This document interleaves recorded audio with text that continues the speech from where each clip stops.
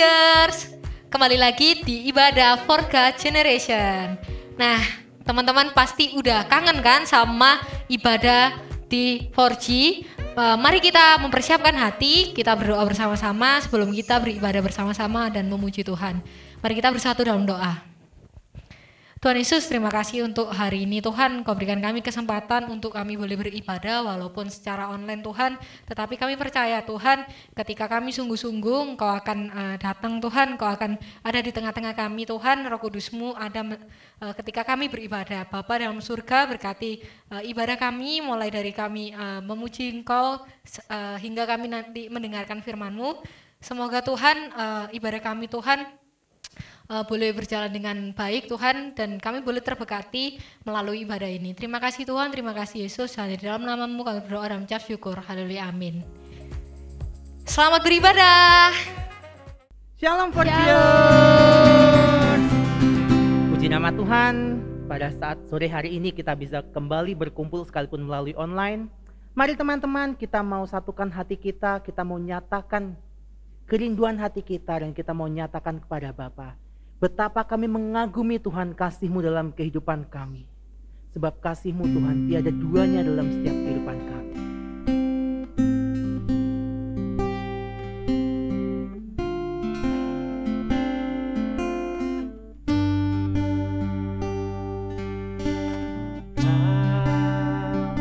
Buka bumi dalam hati, kasih-Mu tiada duanya. Sampai kini ku akui kasih-Mu tiada duanya.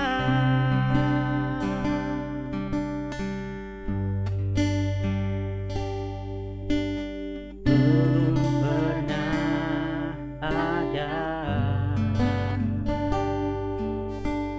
kasih di dunia sanggup menerima diriku apa adanya selain kasih-Mu, Yesus.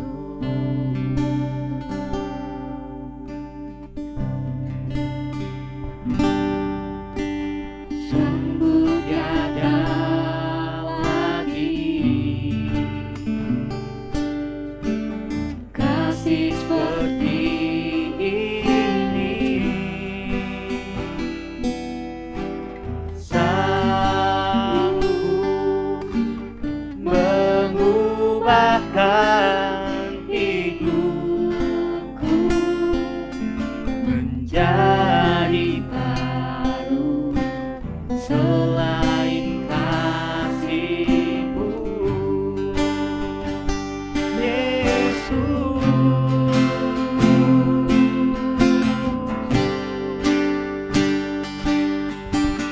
Kau buka bumi dalam hati, kasih-Mu tiada duanya. Sampai kini ku akui kasih-Mu tiada duanya.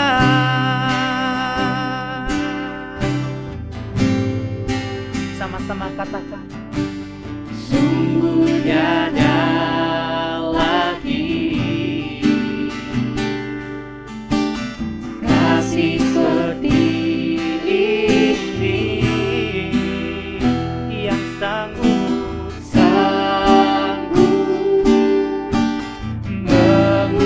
mengubahkan hidupku menjadi baru selain kasih.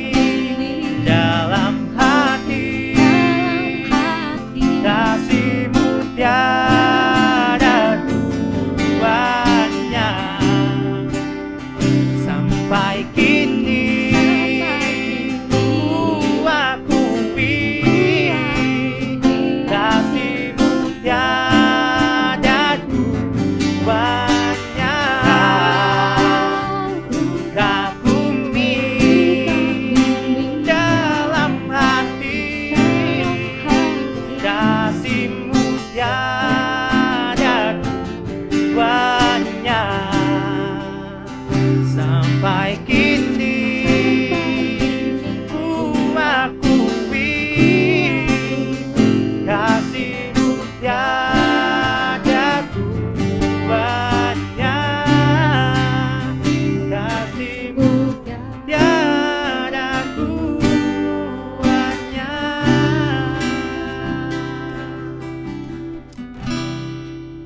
Ya teman-teman, kasih Tuhan tiada duanya dalam setiap kehidupan kita. Dan saat ini kita mau sama-sama belajar satu lagu baru yang menyaksikan cinta kasih Tuhan yang begitu luar biasa. Cintanya adalah sumber dari kehidupan kita. Kita hidup karena cinta Tuhan. Oh, sufficient, never lacking, everything we need. We come boldly, we come thirsty, you are all we see. Oh, your love is our wellspring, you fill us up with water that never runs dry. There is healing and breakthrough when we behold you, Jesus, our endless supply.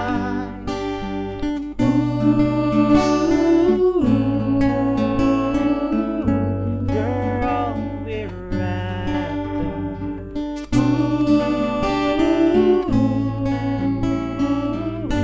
You're all that matters now.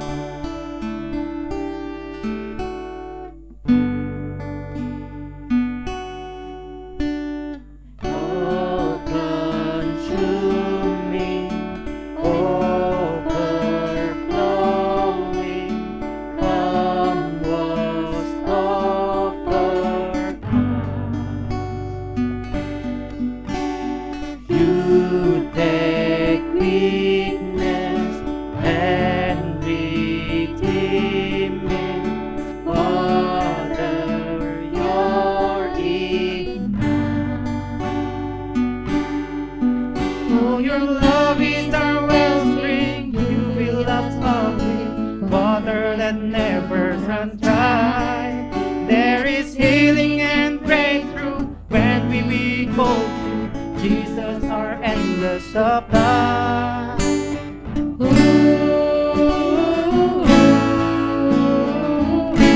You're all we're after.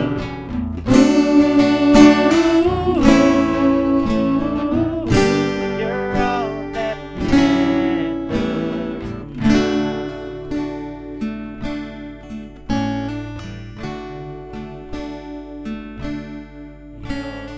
Your love is our wellspring.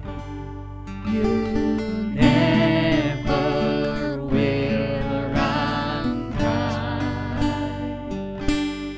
And right here and right now,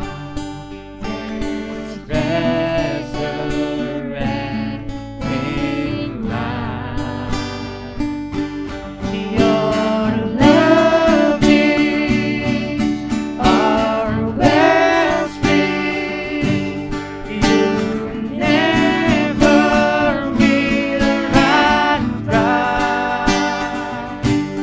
And right here and right now, there's resurrecting life. Oh, your love is a wellspring, you fill us up with water that never runs dry. There is healing and breakthrough when we behold you, Jesus, our endless supply.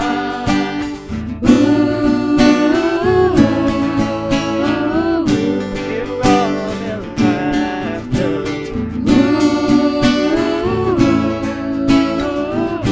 You're all that matters now. You're all we're after.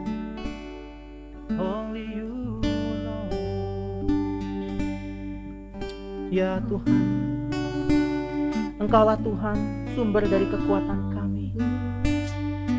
Dan kasih-Mu lah Tuhan, yang boleh menjadikan kami ada sebagaimana kami ada saat ini.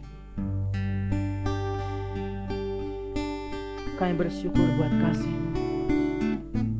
Kami bersyukur untuk setiap anugerah-Mu dalam kehidupan kami. Haleluya.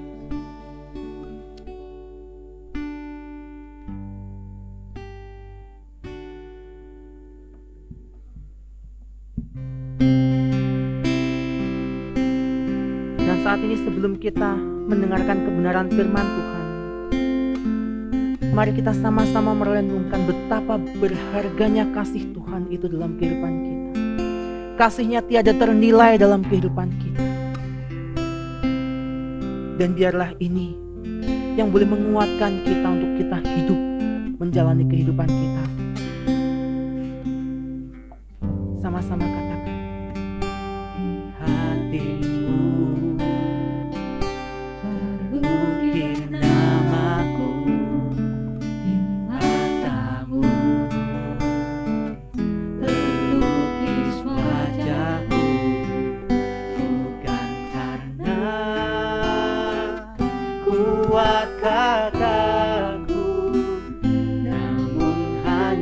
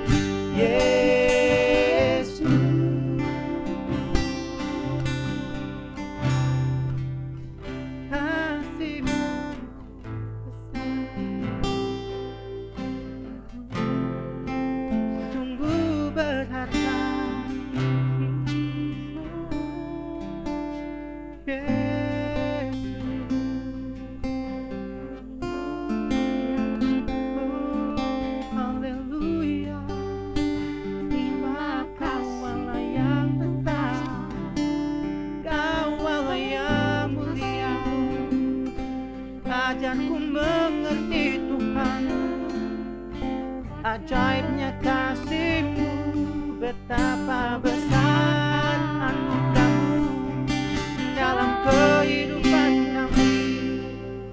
Oh Yesus, oh Yesus Tuhan, biarlah Roh-Mu Tuhan menyentuh setiap kami Tuhan. Oh Yesus, ya Tuhan, kami mau Bapa, firman-Mu Tuhan boleh mengingatkan kepada setiap kami betapa berharganya kasih-Mu, betapa mulianya kasih-Mu dalam kehidupan kami, sehingga setiap kami Tuhan boleh kembali ditantang untuk memberikan setiap kehidupan kami kepada Engkau.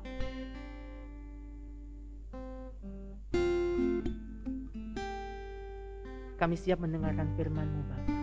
Berbicaralah melalui hamba.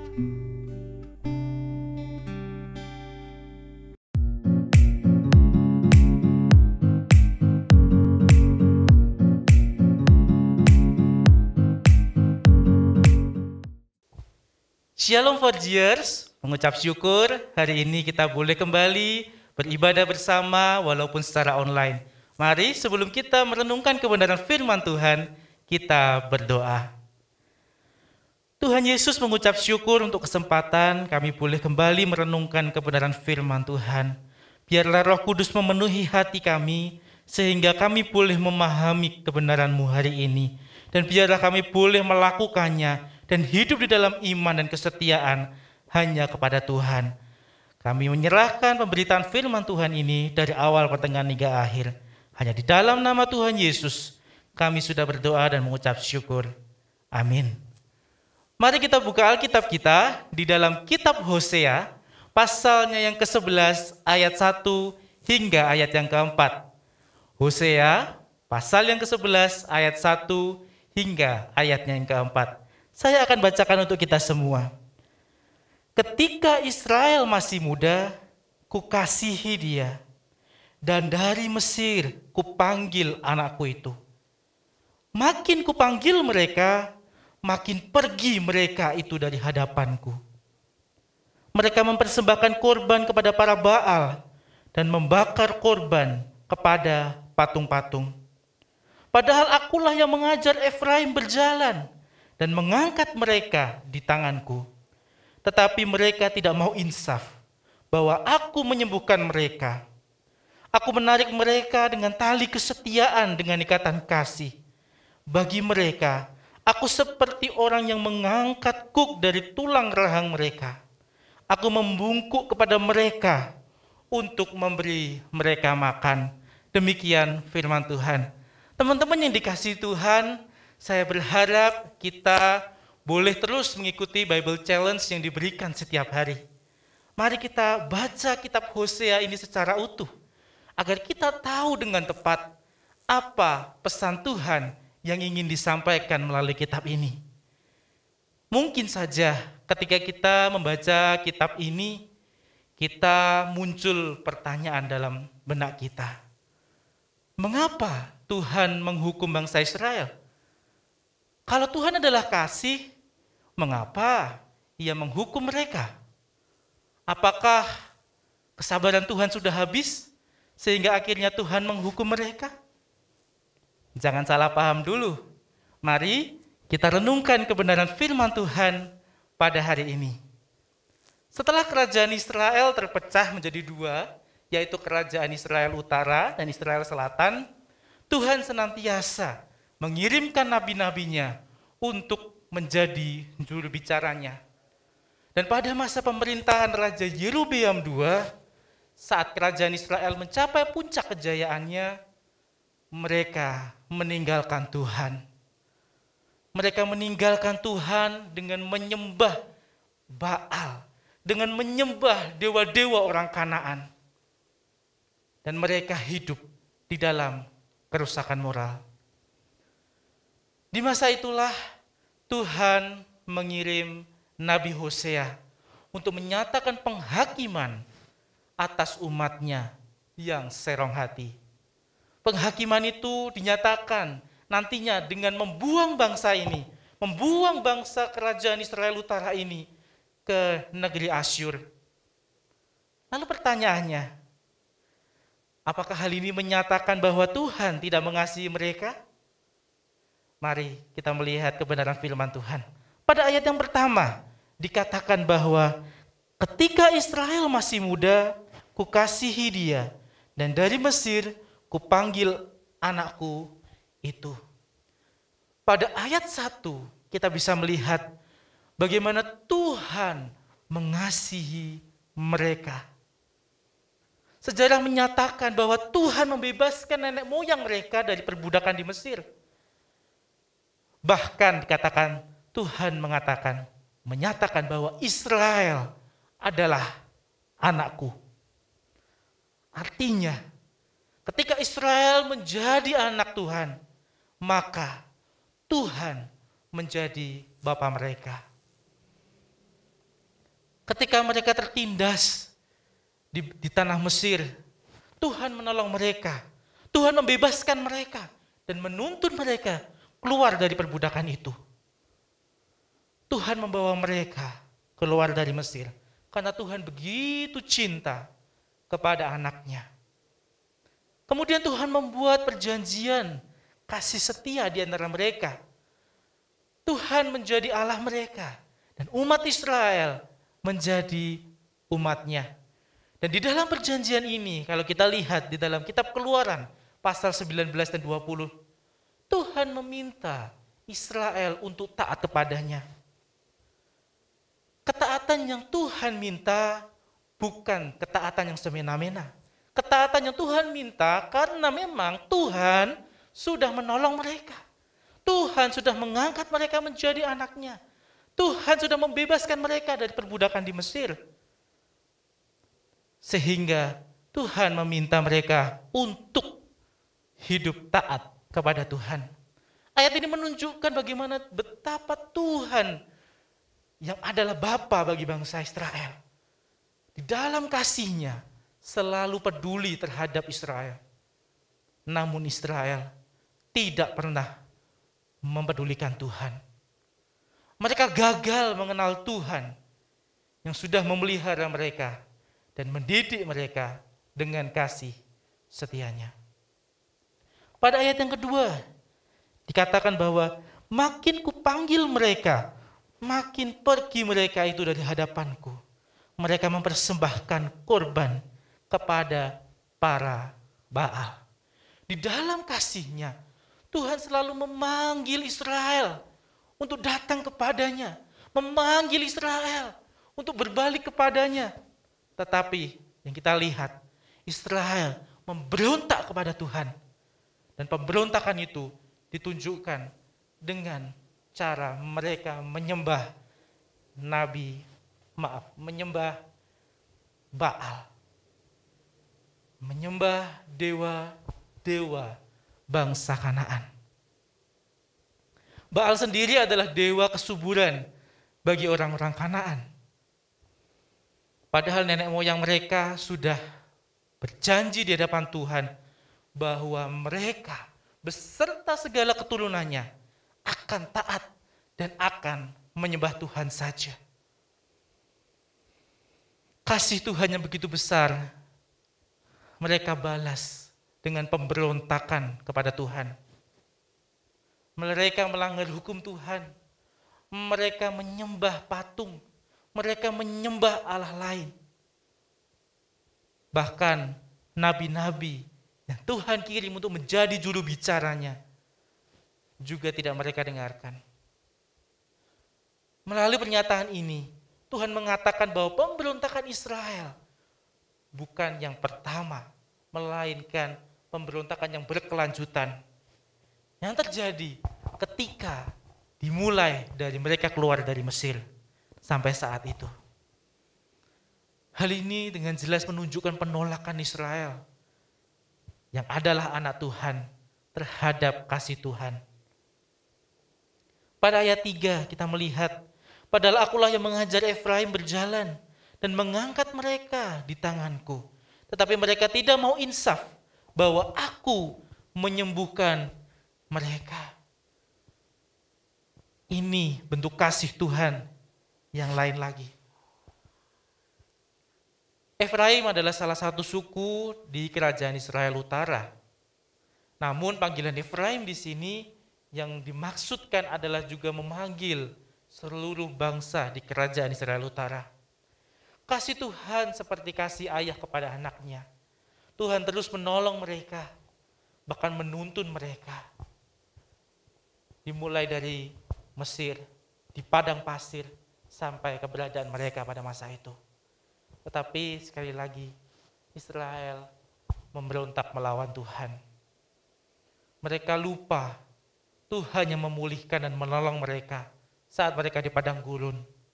Ayat ini juga mengingatkan kita akan kejadian di Mara, di mana Tuhan mengubah air yang pahit beracun itu menjadi manis. Kita lihat di dalam Keluaran 15 ayat 22 hingga 26. Pada bagian ini, pernyataan ini merupakan ungkapan hati Tuhan yang menyayangkan penolakan Israel akan pertolongan dan perbuatan besar yang Tuhan sudah kerjakan bagi mereka. Ayat keempat, Tuhan berkata, aku menarik mereka dengan tali kesetiaan, dengan ikatan kasih. Bagi mereka aku seperti orang yang mengangkat kuk dari tulang rahang mereka. Aku membungkuk kepada mereka untuk memberi mereka makan. Tuhan begitu setia kepada mereka. Tuhan terus menarik mereka. Mengangkat kuk artinya adalah melepaskan beban perbudakan. Beban perbudakan ketika mereka berada di tanah Mesir. Namun memang Tuhan membebaskan mereka, bukan sebebas-bebasnya. Dikatakan bahwa menarik mereka dalam tali kesetiaan. Kalimat ini menyatakan kasih Tuhan bagi Israel. Tuhan tidak membiarkan mereka menjadi seperti kuda liar, melainkan Tuhan menuntun mereka dalam kasih-Nya dan membawa kehidupan mereka yang satu dengan Tuhan. Memberi makan di sini juga artinya adalah penggambaran tentang pemeliharaan Tuhan yang selalu hadir bagi mereka. Ayat-ayat ini begitu menunjukkan bahwa Tuhan begitu mengasihi Israel. Tuhan begitu menyayangi anaknya. Sehingga jangan salah sangka. Kemudian kita berkata, oh Tuhan tidak mengasihi Israel. Tuhan begitu mengasihinya.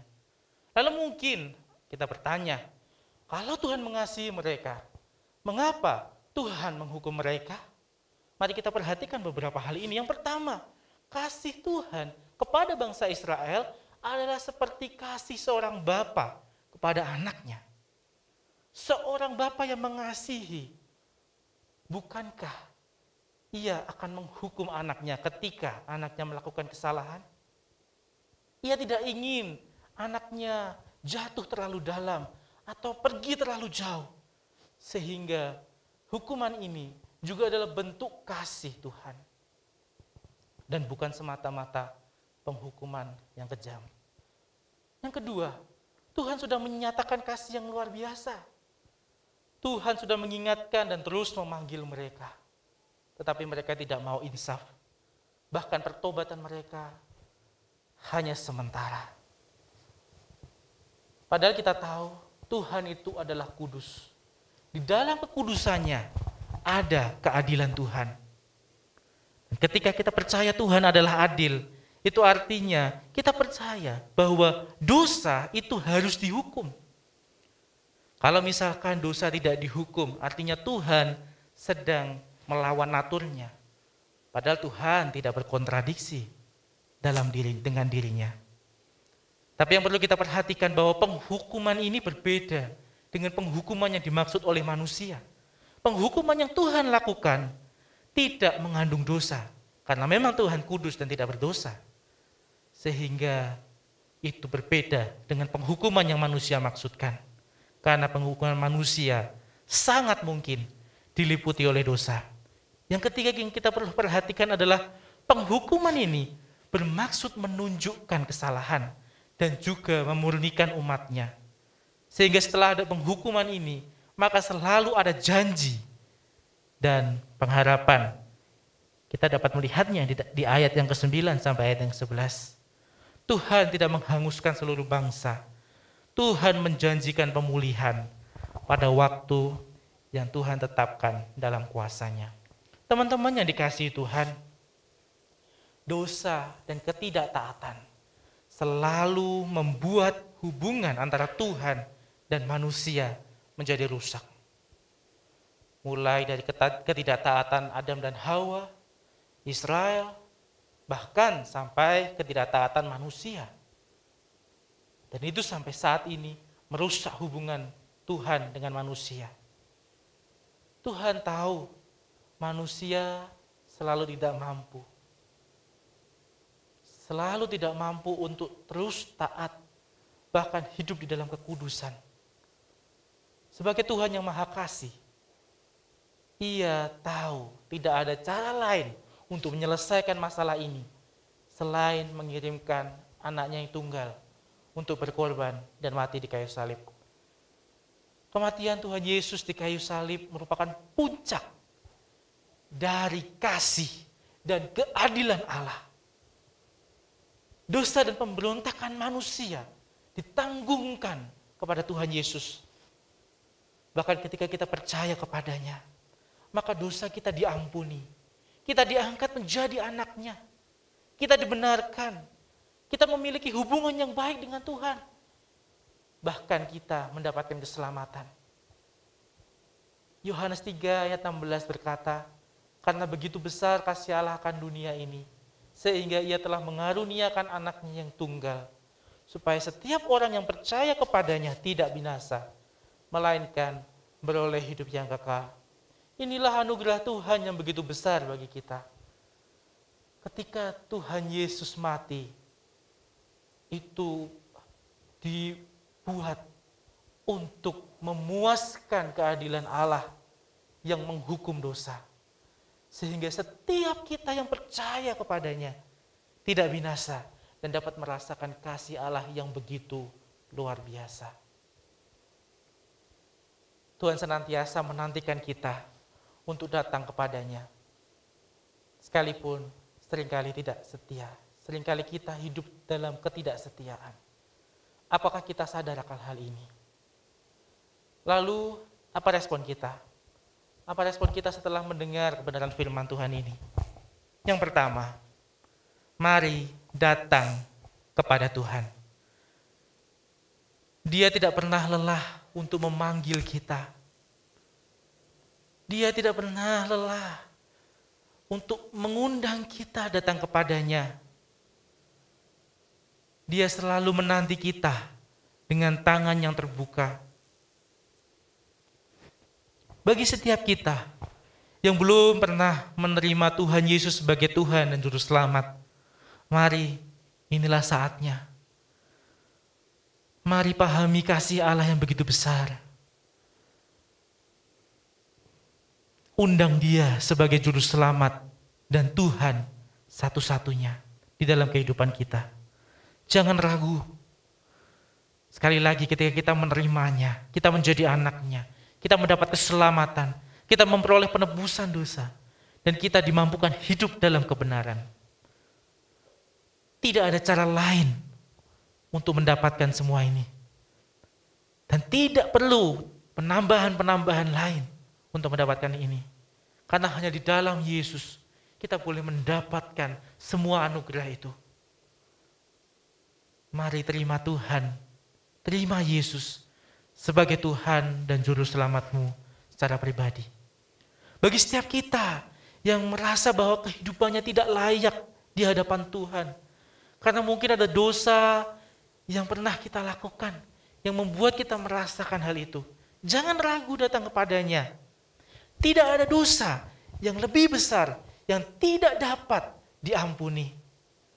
Pengorbanan Tuhan Yesus di kayu salib sudah mengampuni dosa kita. Darah Yesus yang tercurah itu lebih dari cukup untuk menghapus setiap dosa dan pelanggaran kita. Bagi setiap kita yang sudah percaya kepada Tuhan, percaya kepada Yesus sebagai Tuhan dan Juru Selamat, tetapi masih sering hidup di dalam dosa, masih berlaku tidak setia. Ingat, di dalam kasih setia Tuhan, di dalam kesetiaan Tuhan, Tuhan selalu menunggu kita untuk bertobat. Tuhan terus memanggil kita, menarik kita dalam kasih-Nya yang tidak ada batas. Mungkin kita berkata, Tuhan, ini sulit. Dosa ini terlalu membelengguku. Aku tidak bisa lepas dari kehidupan dosaku ini. Hidupku dipenuhi dosa. Bahkan aku tidak bisa lepas dari dosa seksual. Aku tidak bisa lepas dari dosa perkataanku. Aku tidak bisa lepas dari dosa keuanganku. Mungkin banyak yang lain. Kalau itu yang teman-teman rasakan, mari lihat Tuhan mengundang teman-teman untuk datang kepadanya. Mari datang kepada Tuhan. Akui segala kelemahan kita. Akui segala dosa kita. Dan mohonlah kepadanya agar Roh Kudus menolong kita, agar kita hidup di dalam kebenaran. Bertekunlah dalam iman, berjuang dan berjalanlah bersama Roh Kudus. Bertobatlah dengan sungguh-sungguh, maka Tuhan sendiri yang akan memampukan kita untuk hidup di dalamnya. Mari, hiduplah dengan mengandalkan Tuhan, agar semakin lama kita boleh semakin serupa dengan Kristus. Yang kedua, mari sadari status kita. Di dalam pengorbanannya di kayu salib, ketika kita mengakuinya, sekali lagi kita menjadi anak-anaknya. Kita memperoleh banyak anugerah. Dan ketika kita sudah menerimanya, bukankah seharusnya kita mengucap syukur kepada Tuhan? Kita mengucap syukur kepada Tuhan dengan hidup taat dan setia, dengan hidup menurut perintahnya. Mari kita yang sudah menerima anugerah ini, kita hidup di dalamnya. Karena kita adalah milik Allah dan dari Allah. Kita adalah anak-anak Allah dan bukan budak Allah. Sehingga ketika kita melakukan ketaatan, ketika kita melakukan kesetiaan, itu sebagai ucapan syukur atas anugerah yang kita sudah terima. Yang ketiga, mari sadari kasih Tuhan. Tuhan adalah kasih dan Ia selalu mengasihi kita. Dia selalu bersama kita. Dia selalu menuntun kita dan begitu setia. Mungkin di mata manusia kita sedang mengalami fase-fase yang dikatakan buruk. Tetapi percayalah bahwa di dalam semua itu ada rancangan Tuhan bagi kita. Kasih Tuhan begitu besar. Dan Dia nyatakan dalam kesetiaannya. Kasih Tuhan yang tidak pernah meninggalkan kita. Seharusnya itu menjadi sesuatu yang cukup untuk kita boleh menghadapi tantangan-tantangan yang kita alami. Pandemi ini mungkin membuat kita merasa kehilangan harapan. Tetapi ingat, walau dalam keadaan yang begitu kelam sekalipun, Tuhan selalu bersama kita. Tuhan selalu memegang kita. Tuhan berada di sebelah kanan kita. Sehingga ketika kita jatuh, kita tidak sampai tergeletak. Itu janji Tuhan bagi kita. Bahkan kesetiaannya begitu teruji. Sebagaimana Tuhan yang menuntun bangsa Israel keluar dari perbudakan Mesir. Sebagaimana Tuhan yang menuntun mereka selama di padang gurun. Tuhan yang sama yang juga akan menuntun kita selama-lamanya. Seorang pendeta pernah berkata, jangan sampai kebaikan Tuhan selama 10 tahun kita lupakan hanya karena 1 tahun kita hidup di dalam tantangan. Mari ingat kebaikan Tuhan yang pernah kita terima. Sebagaimana Tuhan telah menolong kita selama ini. Mungkin 10 tahun belakangan, 20 tahun belakangan, selama kita hidup, Tuhan sudah menolong kita. Ingat semua itu. Dan jangan hanya karena 1-2 tahun kita dalam kehidupan yang ada tantangan, kita melupakan 10 10 tahun, 20 tahun yang kita pernah lewati bersama Tuhan. Kita melupakan bagaimana Tuhan yang menolong setiap kita. Kita lupakan bagaimana Tuhan yang mengasihi setiap kita. Mari ingat kasih Tuhan. Mari sadari kasih Tuhan sehingga kita mampu menghadapi kehidupan ini dengan penuh damai sejahtera karena Tuhan bersama dengan kita. Tuhan Yesus memberkati kita semua. Mari kita berdoa. Terima kasih Tuhan untuk kebenaran firman Tuhan yang boleh kami renungkan pada hari ini. Terima kasih untuk kasih-Mu yang begitu besar. Terima kasih untuk kesetiaan-Mu yang begitu besar. Terima kasih untuk tangan yang selalu menunggu kami untuk kembali kepadamu. Karena kami sadar kami manusia berdosa, kami manusia yang lemah. Bahkan ketika kami tahu bahwa kami anak-anak-Mu, kami mungkin seringkali bahkan dengan sengaja kami berbuat dosa. Kami memohon ampun kepada Tuhan. Kami mengakui kelemahan kami. Dan Tuhan, biarlah Roh Kudus menuntun kami dalam kehidupan kami. Biarlah kami boleh menerima-Mu sebagai Tuhan dan Juru Selamat satu-satunya secara pribadi bagi setiap kami. Biarlah kami boleh terus hidup di dalam Tuhan, hidup dalam manusia baru, dan bukan dicengkram oleh kehidupan dalam dosa. Engkau tolong setiap kami Tuhan. Dan biarlah kami boleh menjalani kehidupan ini dengan kedamaian yang daripada Tuhan. Karena kami tahu di dalam setiap hal dalam kehidupan kami, Tuhan selalu berserta dengan kami dan mau menolong setiap kami. Terima kasih Tuhan, terima kasih Tuhan. Hanya di dalam nama Tuhan Yesus, kami sudah berdoa dan mengucap syukur. Amin.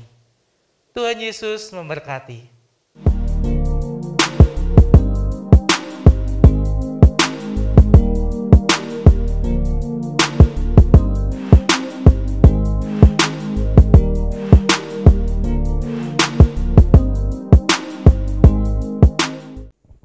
Mengucap syukur, kita sudah boleh mengikuti ibadah 4G bersama-sama walaupun secara online.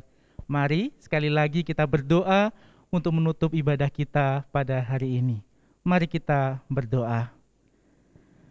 Tuhan Yesus, terima kasih untuk kesempatan yang Tuhan berikan kepada setiap kami. Kami boleh beribadah, kami boleh bersama-sama merenungkan kebenaran firman Tuhan. Kami percaya Roh Kudus sanggup untuk bekerja di antara kami dimanapun kami berada. Dan biarlah kami boleh menjadi anak-anak-Mu yang setia, yang taat kepadamu. Karena kami tahu kasih-Mu yang begitu besar bagi kami, kasih-Mu yang luar biasa bagi kami. Terima kasih untuk semua itu Tuhan. Dan kami juga menyerahkan untuk setiap anak-anak muda di tempat ini, dimanapun mereka berada, di dalam pergumulan hidupnya. Tuhan, kami memohon berkat daripada Tuhan, berkat bagi mereka yang sudah bekerja, bagi mereka yang masih berkuliah dan bersekolah. Tuhan, Kau memberkati mereka. Dan untuk masa depan setiap anak-anak muda-Mu tempat ini, kami juga menyerahkan kepada-Mu Tuhan. Dan biarlah anak-anak muda-Mu di tempat ini boleh melihat dan merasakan bagaimana Tuhan yang mengasihi mereka dan menuntun mereka dalam kehidupan sehari-hari. Terima kasih Tuhan. Kami menyerahkan kehidupan kami selanjutnya ke dalam tangan kuasa-Mu. Hanya di dalam nama Tuhan Yesus kami sudah berdoa dan mengucap syukur. Amin. Tuhan Yesus memberkati.